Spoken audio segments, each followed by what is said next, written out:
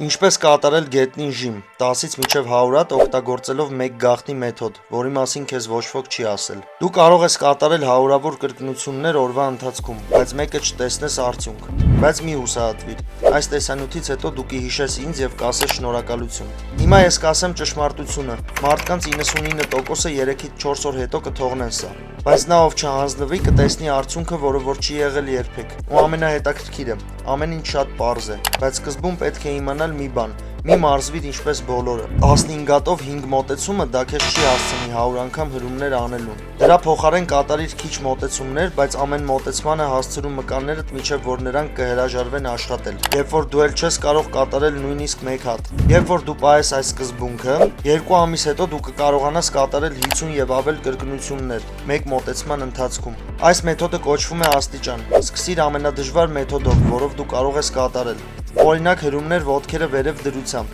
Կատարիր միջև որ մկանը էլ չկարողանա աշխատել։ Հետո միանգամից փոխիր սովորական դիրքով։ Իսկ հետո ձեռքերդ դիր ավելի բարձր դիրքում եւ շարունակիր։ Եվ վերջում կատարիր ծնկներդ հատակին դիրքով, միջև էլ չկարողանաս կատարել։ Կատարիր այս ձևը օրական 2-ից 3 անգամ, շաբաթական 3-ից 4 օր։ Մի քանի շաբաթ հետո դու կզգաս տարբերությունը ու կհասկանաս, որ գաղտնի մեթոդը ճիշտ տեխնիկայի մեջ է եւ սիստեմատիկ աշխատանքի։ Եթե դու միշտ փոխում ես մարզումներդ եւ չես հասկանում որն է իրոք ճիշտ աշխատում, պատրաստիր քեզ համար պարզ ծրագիր՝ հրումներ, կքանիստեր եւ ստատիկ դիրքեր։ Եվ հետևիր դրանց առնվազն 1 ամիս։ Դա կբավականացնի, որ տեսնես իրական արդյունք եւ կատարել ավելի դժվար վարժություններ։ Այնպես որ մի սպասիր իդեալական պահի, սկսիր հենց այսօր։